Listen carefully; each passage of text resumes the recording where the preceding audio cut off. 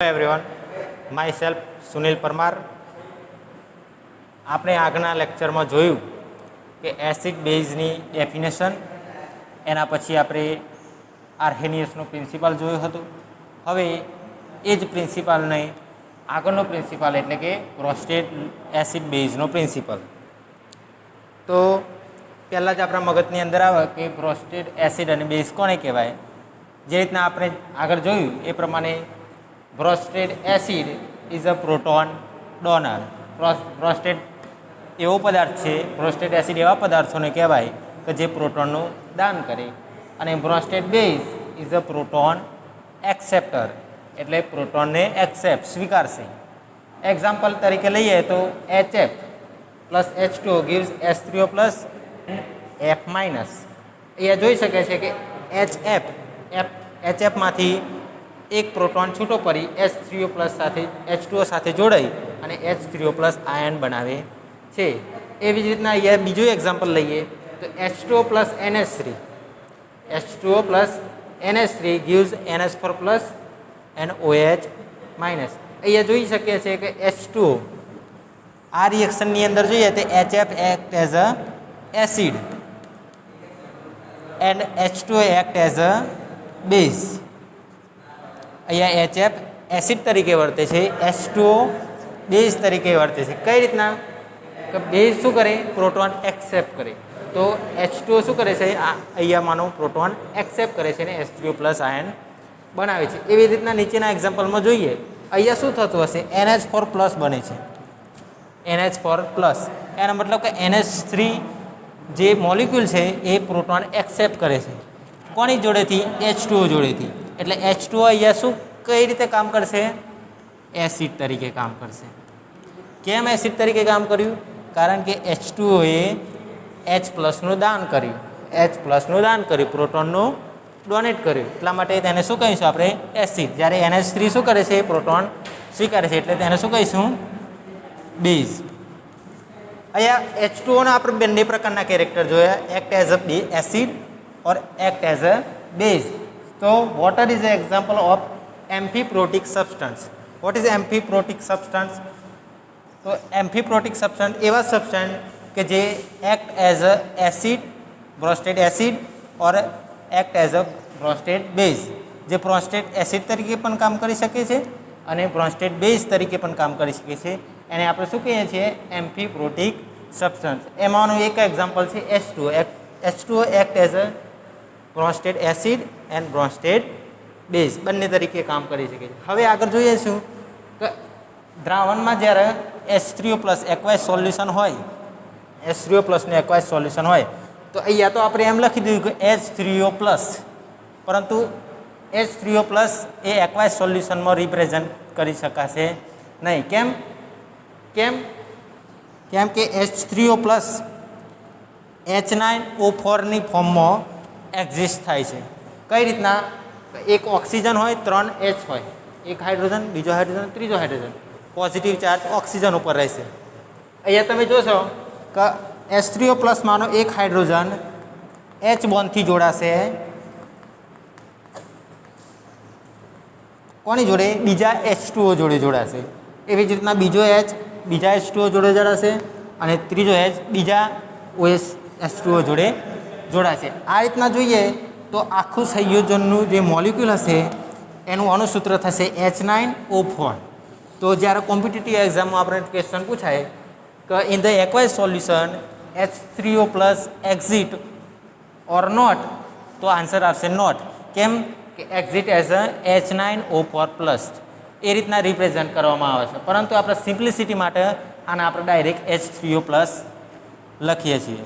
હવે આપણો આગળનો પોઈન્ટ છે conjugated acid and conjugated base.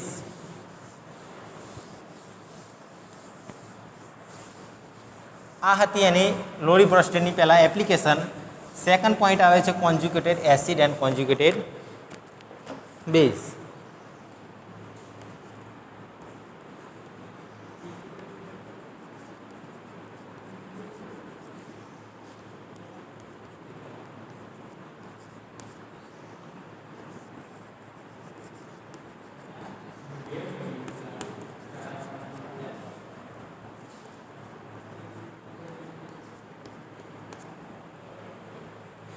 તો when a species donate a proton it becomes the conjugated base.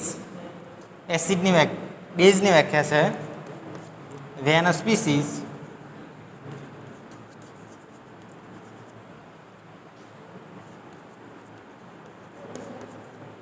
donate a proton, it becomes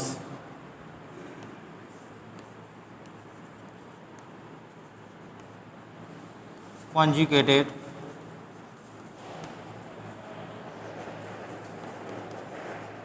base.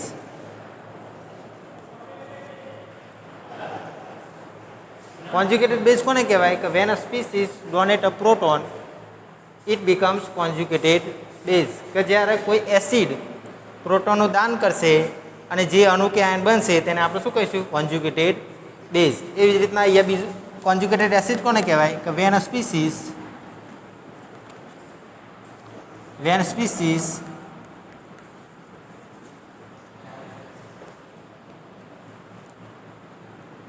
accept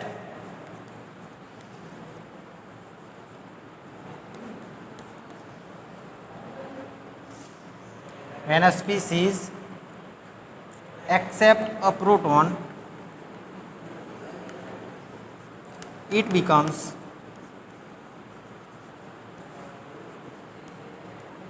conjugated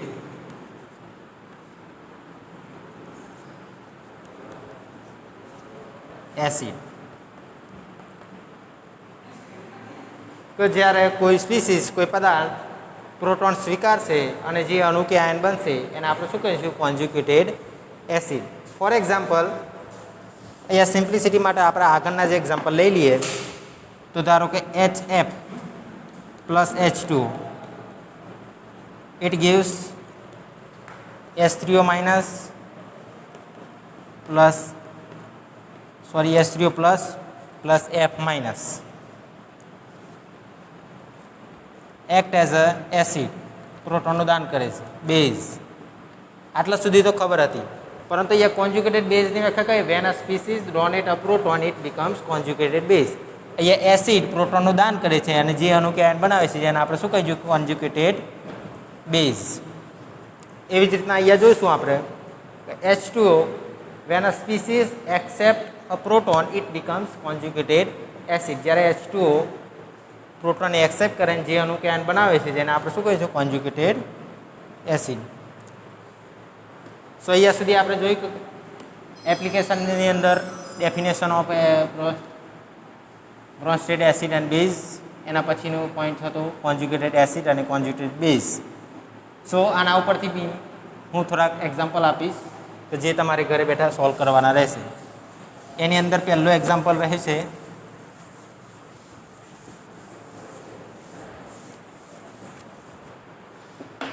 identify કરવાનું છે acid કયો છે બેઝ કયો છે કોન્જ્યુગેટેડ એસિડ કયો છે અને કોન્જ્યુગેટેડ બેઝ કયો છે. તો HSO4 minus plus OH minus it gives H2O plus SO4 minus 2. First example है. Second example is PO4 minus 3 plus H2O gives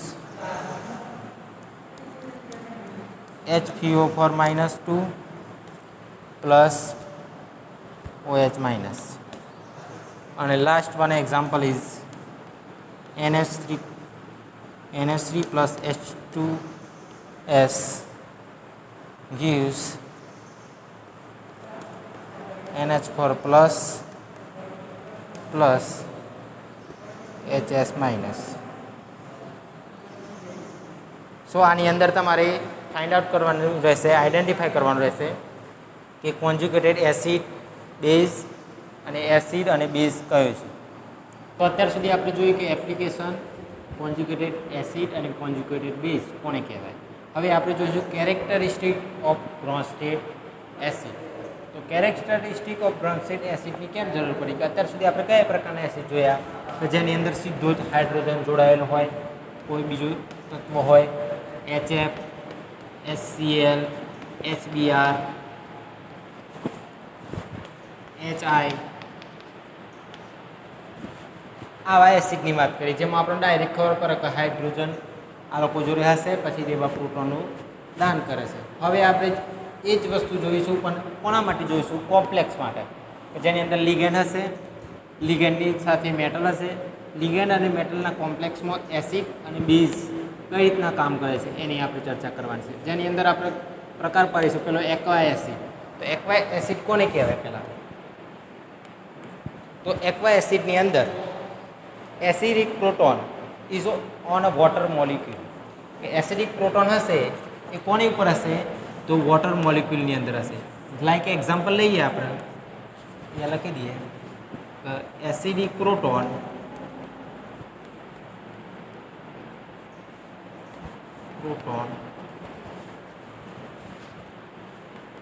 is on acidic proton is on a water molecule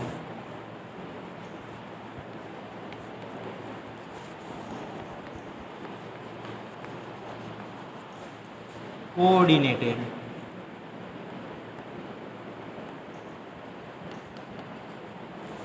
with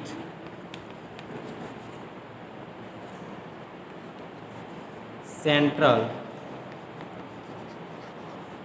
metal. Acidic proton is on a water molecule એટલે અહીંયા acidic proton કોની ઉપર હશે? Water મોલિક્યુલની અંદર હશે અને જે અટેચ હશે કોની અંદર?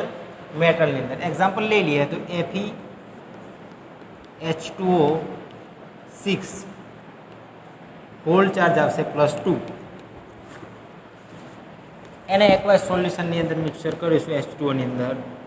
અહીંયા શું થશે કે FeH2O6 એની અંદરથી H2Oમાંથી એક પ્રોટોન કોને દાન કરશે? H2Oને દાન કરશે. એટલે આવું થશે.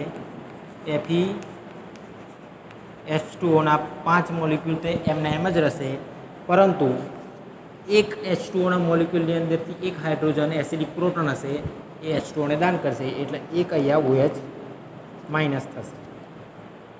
હોલ ચાર્જ અહીંયા -1 આવશે એટલે અહીંયા એક પ્લસ થઈ જશે એટલે +1 રહેશે plus H3O plus.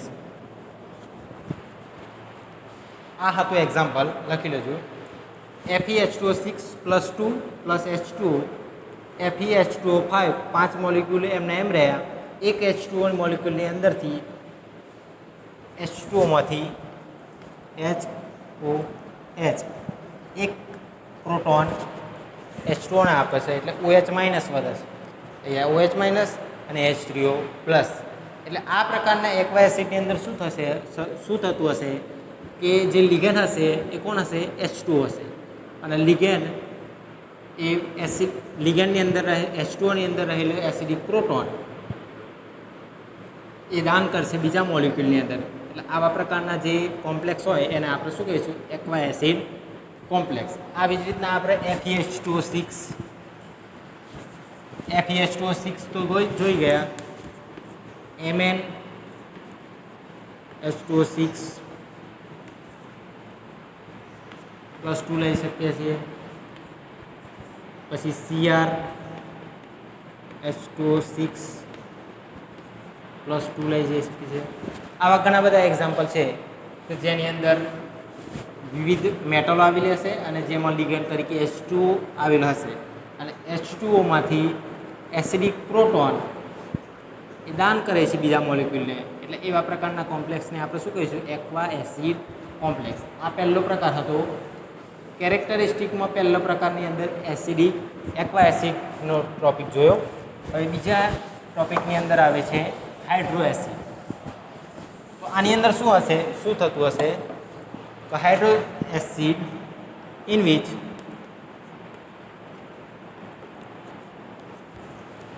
acidic proton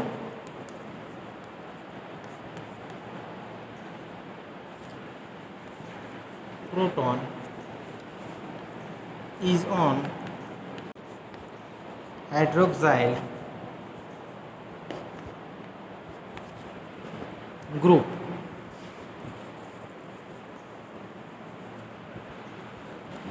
without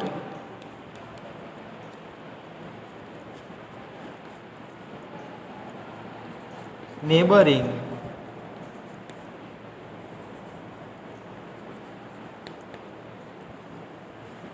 oxo double bond O group. Hydro એસિડની અંદર શું હશે તો હાઇડ્રોક્સિલ ગ્રુપ એટલે OH માઇનસ. આમાં રહેલા જે પ્રોટોન હશે એ એસિડિક પ્રોટોન હશે, એ પ્રોટોનનું દાન કરવામાં આવે છે without neighboring oxo group. Means example દ્વારા આપણે સમજીએ આને. તો એક્ઝામ્પલ છે TiH2O H2 ખાલી OH ખાલી OH6 +2 પ્લસ H2 શું થશે આની અંદરથી તો TE અહીંયા 5 OH તો એમને એમ જ રહેશે. એક OH માંથી એક પ્રોટોનનું દાન H2O જોડે થશે એટલે O માઇનસ થશે, +1 થશે પ્લસ H3O પ્લસ. અહીંયા આપણે જોયું કે એસિડિક પ્રોટોન કોની ઉપર છે હાઇડ્રોક્સિલ ગ્રુપ ઉપર છે, અને હાઇડ્રોક્સિલ ગ્રુપ પર તો છે પણ એની આજુબાજુની અંદર કોઈ ડબલ બોન્ડ O એટલે કે ઓક્ઝો ગ્રુપ કોઈ પણ આવેલું નથી. આ બીજો પ્રકાર થયો. હવે ત્રીજો પ્રકાર સેમ ટુ સેમ જ છે, ફરક શું પડશે ખાલી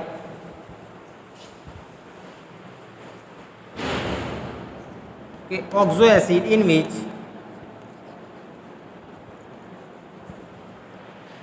acidic proton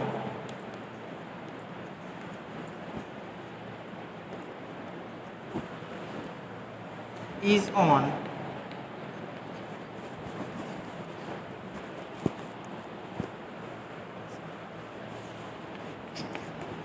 hydroxyl group with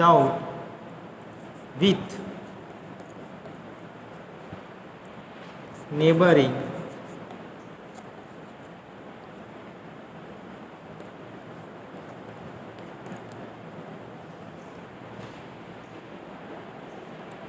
oxo group.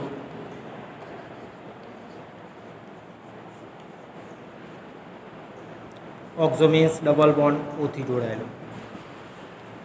Oxo acid આપણા માટે ખાસ છે કારણ કે મોટાભાગના એસિડ હોય એ ઓક્ઝો એસિડ તરીકે આપણે યુઝ કરીએ છીએ. એ આપણે એક્ઝામ્પલમાં જોઈશું. ઓક્ઝો એસિડની અંદર શું હોય એસિડિક જે પ્રોટોન હશે એ ઇઝ ઓન કોની ઉપર હશે હાઇડ્રોક્સિલ ગ્રુપ ઉપર એટલે OH માઇનસ ઉપર હશે. OH માનો H એ એસિડિક પ્રોટોન તરીકે કામ કરશે. અને વિથ નેબરિંગ ઓક્ઝો ગ્રુપ એટલે એની બાજુમાં જો સમૂહ જોડાયેલો છે અથવા જે એટમ હશે એની ઉપર કોણ આવેલું હશે ઓક્ઝો ગ્રુપ એટલે ડબલ બોન્ડ O આવેલો હશે. ફોર એક્ઝામ્પલ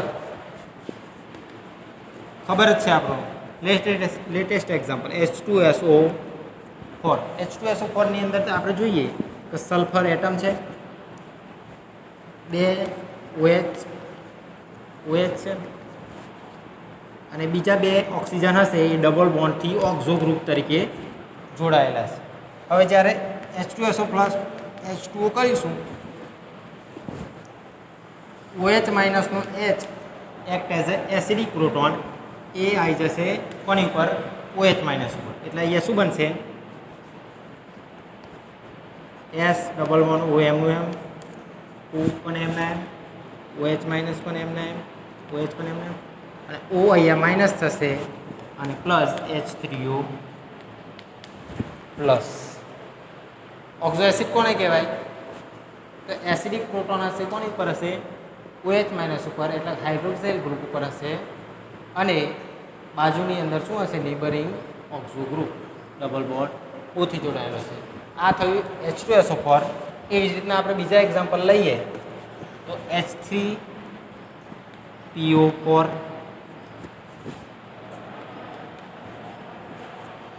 HNO3 આવા ઘણા બધા એક્ઝામ્પલ છે. હવે આ બધાની એસિડિક સ્ટ્રેન્થ આપણે નક્કી કરવી હોય તો H3PO4 H2SO4 HNO3 આમાંથી સૌથી વધારે એસિડિક કોણ? તો એના માટે આપણે આગળનો ટોપિક જોઈશું, જે આપણને સ્ટ્રેન્થ નક્કી કરાવશે કે એસિડિક સ્ટ્રેન્થ કોની સૌથી વધારે હશે. હવે જોવાનું છે આપણે પાવલિંગ રૂલ. પાવલિંગ રૂલ શું હતો કે જ્યારે આવા કમ્પોનન્ટ હોય H2SO4, HNO3, H3PO4, HClO4, આવા બધા જે કમ્પોનન્ટ હોય એમાં મોર એસિડિક, સૌથી વધારે એસિડિક કોણ હશે એની આપણે સ્ટ્રેન્થ નક્કી કરવાની છે, જે આપણે આગળ જોઈ ગયા. તો આપણે જનરલી ખબર છે કે બધા આટલું તો જાણે જ છે કે HCl, H2SO4 અને HNO3 આ ત્રણ સૌથી સ્ટ્રોંગેસ્ટ એસિડ છે, આટલું તો બધા પણ જાણે છે. પરંતુ આમાં પણ સૌથી વધારે એસિડિક કોણ હશે એની સ્ટ્રેન્થ આપણે નક્કી કરવી હોય તો એ કોના દ્વારા નક્કી કરી શકીએ છીએ? પાવલિંગ રૂલ દ્વારા. તો પાવલિંગ રૂલ કોના ઉપર આધાર રાખે છે કે number of OH atom and oxygen atom present in the molecule. Like એનું ઇક્વેશન હતું number of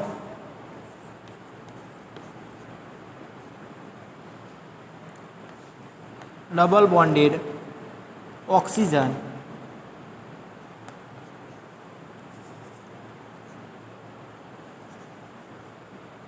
by number of OH group.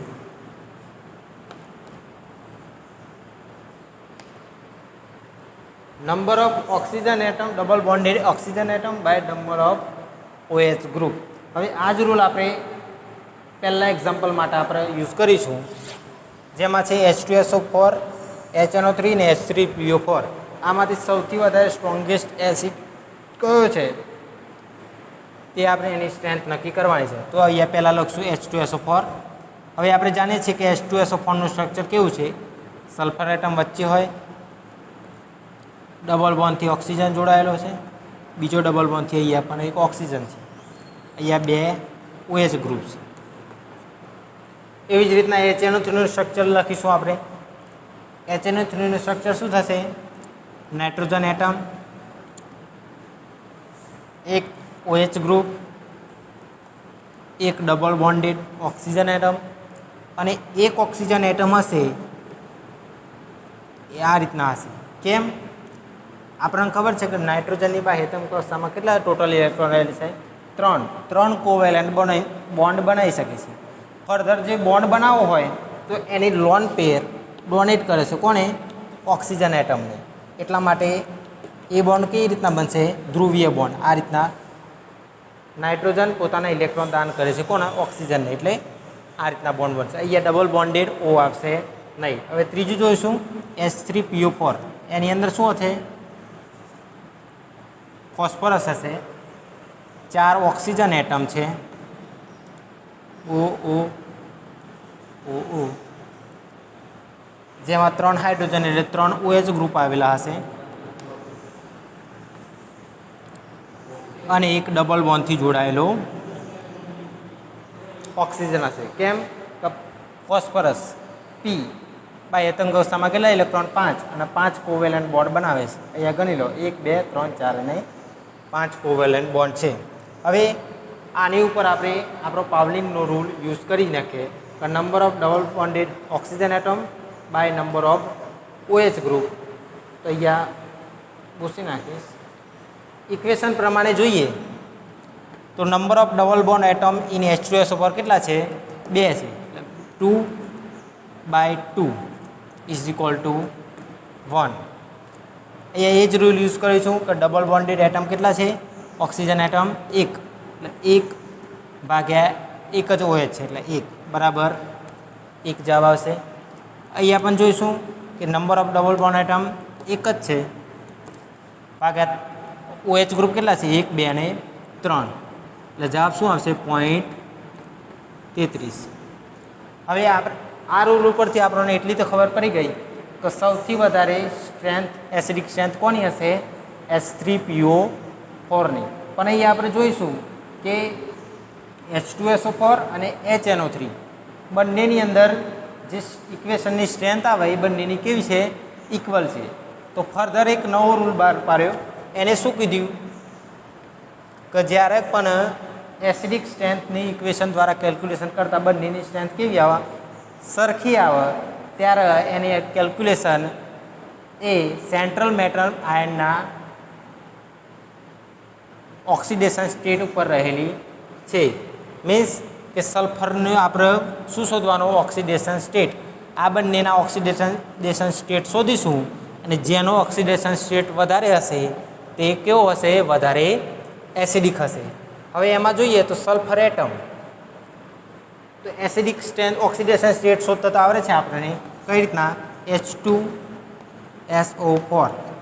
Oxygen કેટલો ચાર્જ હોય ઓક્સિજનનો, -2. એક ઓક્સિજનનો કેટલો હોય, -2. એવા 4 ઓક્સિજન એટલે -8 થશે.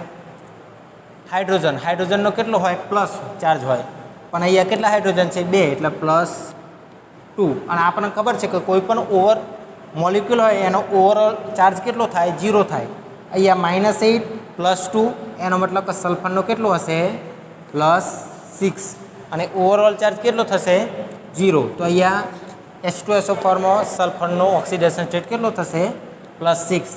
એવી જ રીતના આપણે HNO3ની અંદર જોઈએ તો HNO3ની અંદર ઓક્સિજનના 3 એટમ છે.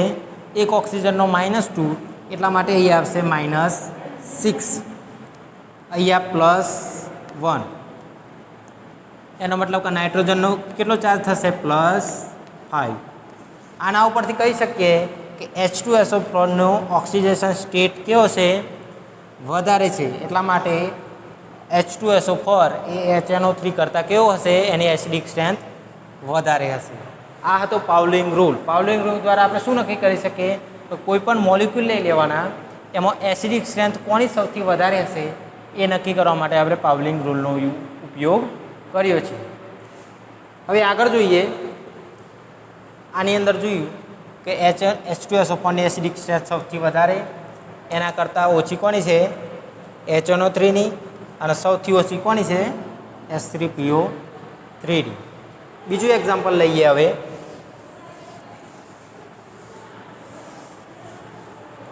એ લખેલું જ છે HClO4, HClO2, HClO3 અને HCl. જનરલી ઘણા બધા છોકરાઓ એમ કહે છે કે HCl આ બધા કરતાં પણ સ્ટ્રોંગેસ્ટ એસિડ છે, પરંતુ પાવલિંગ રૂલ દ્વારા ગણતરી કરીએ તો આ વસ્તુ ખોટી પડે છે. કઈ રીતના, તો પાવલિંગ રૂલ દ્વારા ગણતરી કરીએ તો પહેલાં તો સ્ટ્રક્ચર દોરી દઈએ.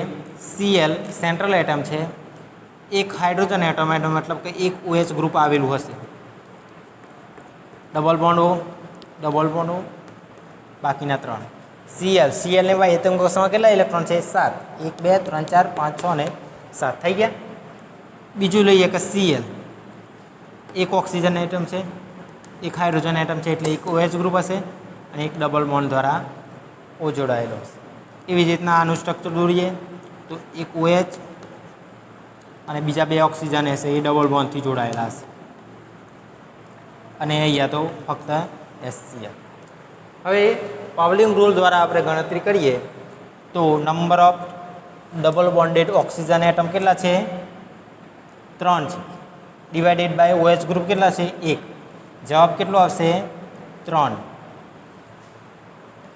આના માટે ગણતરી કરીએ તો એક double bonded oxygen atom divided by OH group કેટલા છે, 1 જ છે, એટલે જવાબ કેટલો આવશે, 1. અહીંયા ગણતરી કરીએ તો 2 double bonded oxygen atom by OH atom કેટલા છે, 1 જ છે, એટલે જવાબ કેટલો, 2. અને અહીંયા તો ડબલ બોન્ડેડ OH એટમ પણ નથી, ડબલ બોન્ડેડ ઓક્સિજન એટમ પણ નથી અને OH એટમ પણ નથી, એટલે ઓવરઓલ ચાર્જ કેવો થશે આનો, 0. અહીંયા આના ઉપરથી ગણતરી ઉપરથી આપણે ડાયરેક્ટલી નક્કી કરી શકીએ કે સૌથી વધારે એસિડિક સ્ટ્રેન્થ કોની હશે, HClO4ની. સૌથી વધારે એસિડિક સ્ટ્રેન્થ કોની હશે, HClO4ની. પછી જોઈશું 2 HClO3, એના કરતાં ઓછી HClO2, અને સૌથી ઓછી સ્ટ્રેન્થ કોની હશે, HCl. આ રૂલ દ્વારા, પાઉલિંગના રૂલ દ્વારા આપણે આની સ્ટ્રેન્થ નક્કી કરીએ છીએ. હવે આપણે એ તો ખબર પડી ગઈ કે એસિડિક સ્ટ્રેન્થ ઇક્વેશન દ્વારા આપણે કેલ્ક્યુલેશન કરી, પરંતુ એવું કેમ થાય છે, એનું પાછળનું કારણ શું હશે કે જેના કારણે number of double bonded atom અને OH એટમ પર આધારિત રાખે છે એસિડિક સ્ટ્રેન્થ. એનું કારણ છે કે એક્ઝામ્પલ લઈ લઈએ, OHCl double bond O double bond O double bond O, HClO4નું. બીજું એક એક્ઝામ્પલ લઈએ HClO3નું, Cl double bond O double bond O અને OH. આ બંને એક્ઝામ્પલ દ્વારા આપણે નક્કી કરીએ. આપણને એટલી તો ખબર છે કે HClO4ની એસિડિક સ્ટ્રેન્થ કેવી છે, સૌથી વધારે છે. પણ એનું કારણ શું? HClO3નું એસિડિક સ્ટ્રેન્થ ઓછી છે, પણ એનું કારણ શું છે? તો આપણે જોઈએ, અહીંયા કોઈ પણ બેઝ લઈ લઈએ. બેઝ શું કરે છે? Proton accept. હવે એસિડ સામે એસિડ મૂકીશું તો કોઈ રિએક્શન થાય ન થાય, એટલે એસિડ સામે હંમેશા કોને મૂકવું જોઈએ? બેઝને. એટલે અહીંયા આપણે શું લીધું? બેઝ. રિએક્શન કરાવીશું, શું થશે? પ્રોટોન એસિડ હશે એ પ્રોટોનનું દાન કરશે કોને? બેઝને. એટલે શું બનશે અહીંયા? O minus Cl double bond O double bond O double bond plus H2.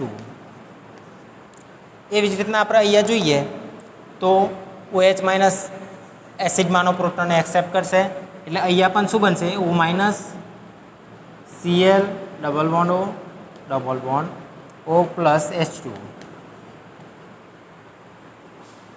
હવે અહીંયા પ્રશ્ન થાય કે નેગેટિવ ચાર્જ તો બંનેમાં સેમ જ છે, તો એસિડિક સ્ટ્રેન્થમાં કેમ ફેરફાર થયો?